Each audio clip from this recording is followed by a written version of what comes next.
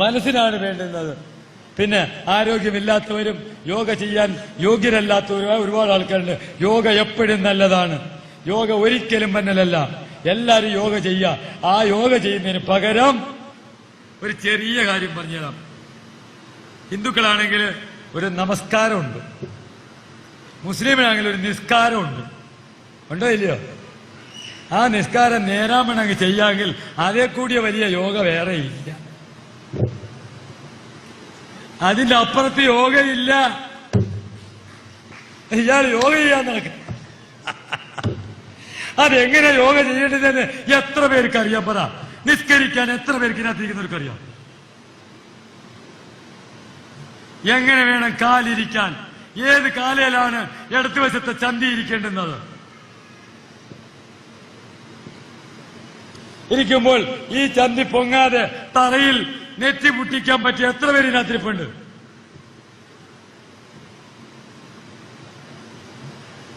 പറയാനൊക്കെ അങ്ങ് എളുപ്പാ. ഇത് പറയാ ഇച്ചിരി പാടാ. ഇത് പഠിക്കാൻ.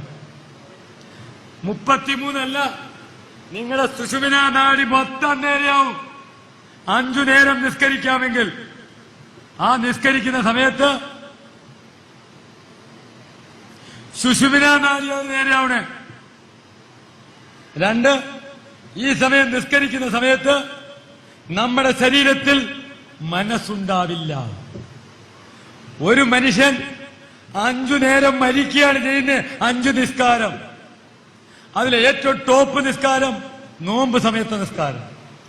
എന്റെ ശരീരത്തിൽ ഒരു 50 കൊണ്ട് കയറിയാൽ അത് ഊരാൻ പറ്റിയ സമയം നീ എന്റെ നിസ്കാര സമയത്ത് ഊരിക്കോളാൻ പറഞ്ഞാൽ അർത്ഥം ആ സമയത്ത് എന്റെ ശരീരത്തില് മനസ്സില്ല, ഞാൻ അവനുമായിട്ട് ലയിച്ചു കഴിഞ്ഞു.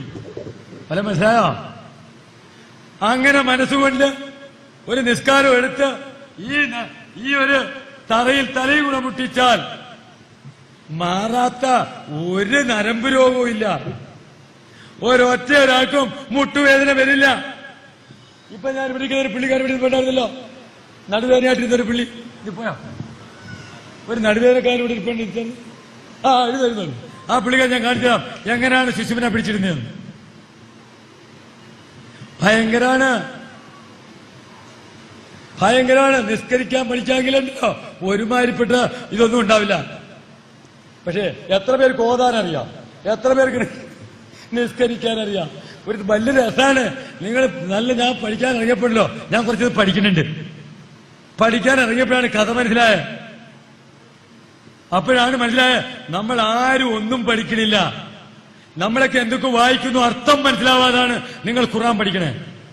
അർത്ഥം ആർക്കും മനസ്സിലാവണില്ല. അർത്ഥം പഠിച്ചത് എടുത്തു നോക്കിയേ. ഇസ്ലാമിന്റെ അർത്ഥം മുഖത്ത് കാണാം. ഇസ്ലാം എന്ന് പറഞ്ഞാൽ സമാധാനം. സമാധാനം ഇല്ലാത്തവൻ ഇസ്ലാമല്ല. അല്ല, മുഖത്ത് നോക്കിയാൽ കാണാം അവൻ മുസ്ലിം ആണോ ഇല്ലയോ. അത്രയും കൃത്യമാണ്. അതൊക്കെ പഠിക്കണം. ഇച്ചിരി ഒന്ന് പോയി പഠിക്കണം. അപ്പം യോഗയിൽ ഏറ്റവും വലിയ യോഗ ഏതാണ്?